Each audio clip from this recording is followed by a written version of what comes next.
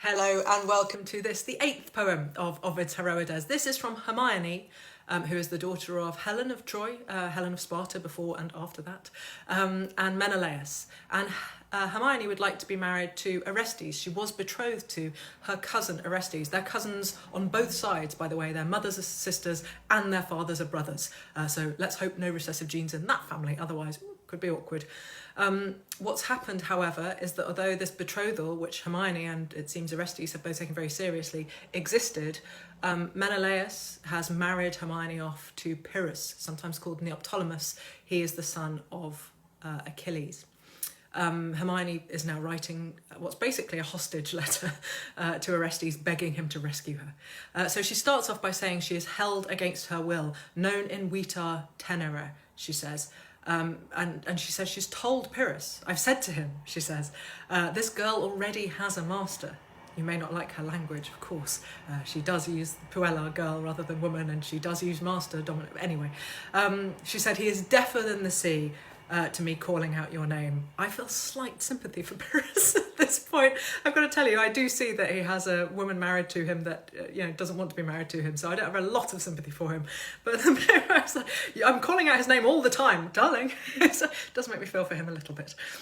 She says, he dragged me here. She's keen on intensifying language, Hermione. We'll look at it in a bit. Did he drag her? He was given her by her father. We might not like that women don't have any agency in the Bronze Age, or indeed in the time when Ovid is writing.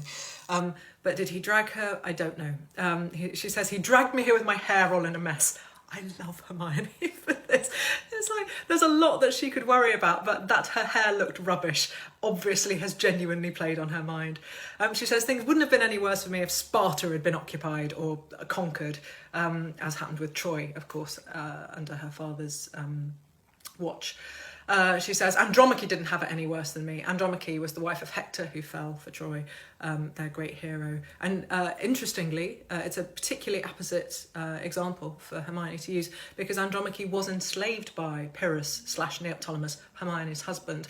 And so in the Euripides play Andromache, they live in the same house, and Hermione is poisonously unpleasant to Andromache in that particular version of the story. So it's a really good example, really interesting example for him to use. It again gives us this sense of Hermione as somebody who feels things very intensely, very dramatically.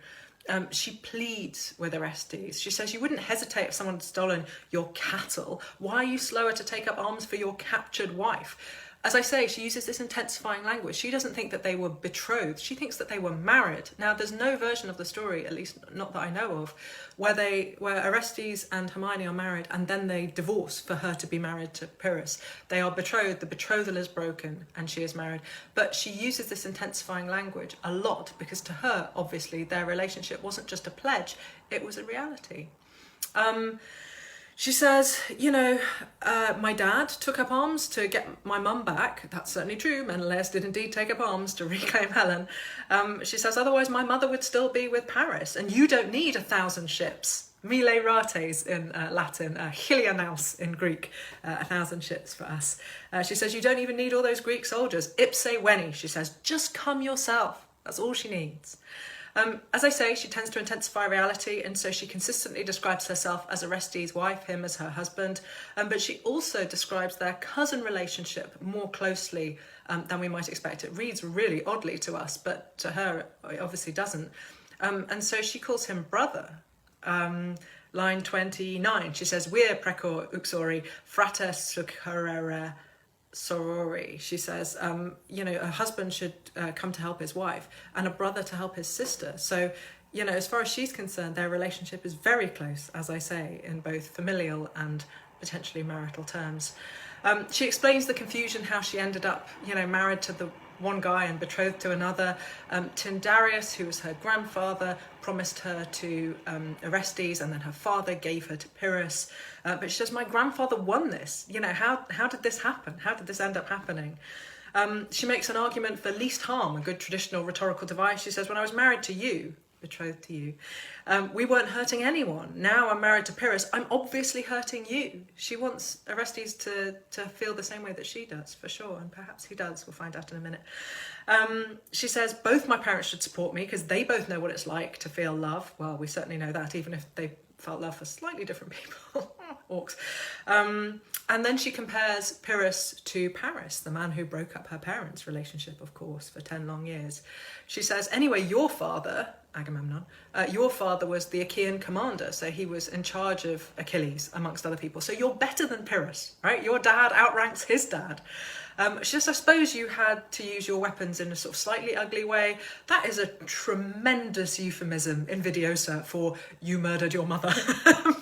but why not? She focuses on the killing of Aegisthus, Orestes' stepfather / mother's lover, instead. She says she hates hearing criticism of Orestes. It makes her cry.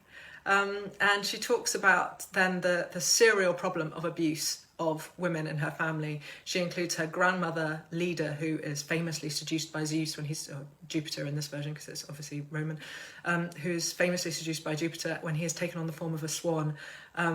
It's not a particularly big bit of the poem, but I've included it merely so I can quote Mendacia Signi.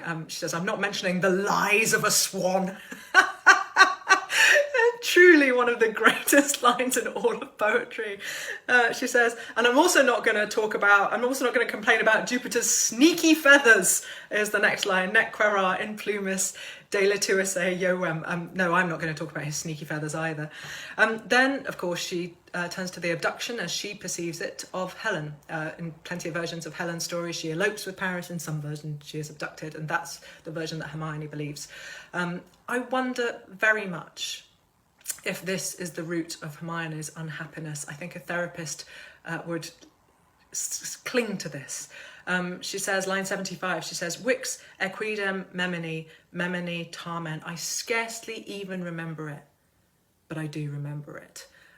She feels abandoned by her mother. When she says, are you going without me? And she repeats it, sine me sine, without me. Are you going without me, mother? This is an absolutely devastating thing to happen to a young child. Her mother just disappearing for 10 or more years.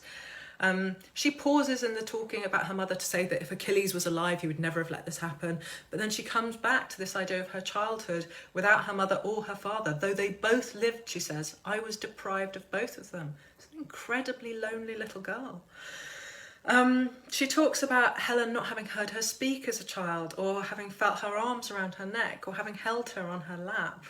And then this bit absolutely breaks me. She says, when you came back, and you see what's happened here, she's using the second person singular, but she's not talking to Orestes anymore. She's talking to Helen. These are letters from abandoned women who've been abandoned by their menfolk. And here she suddenly switches it. She's also a girl abandoned by her mother. She says, when you came back, Helen, I couldn't recognise my own mother's face.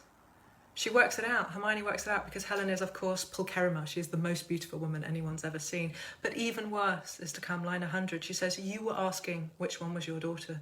Not only did she not recognise Helen, Helen didn't recognise her.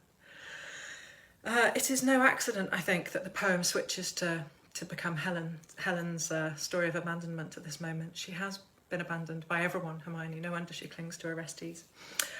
She says she tries to escape from Pyrrhus as though he is her enemy. And she takes us right back to the start, she uses Orestes' name instead of his. She thinks that this is a good omen. So she ends the poem incredibly sad, but good news, after the poem finishes, Orestes, sometimes agitating for Apollo to do it, sometimes doing it himself, will kill Pyrrhus. Hooray! And so luckily, everything works out for Hermione. Pyrrhus / Neoptolemus is killed either by the god Apollo or by Orestes, and they all live happily ever, well, briefly ever. Anyway, it all works out. Not an unhappy ending. Next week's is Deianira and Heracles / Hercules, so we can find out just how easy it is to write a letter to somebody you're going to inadvertently poison with a special robe. Difficult day. See you next time.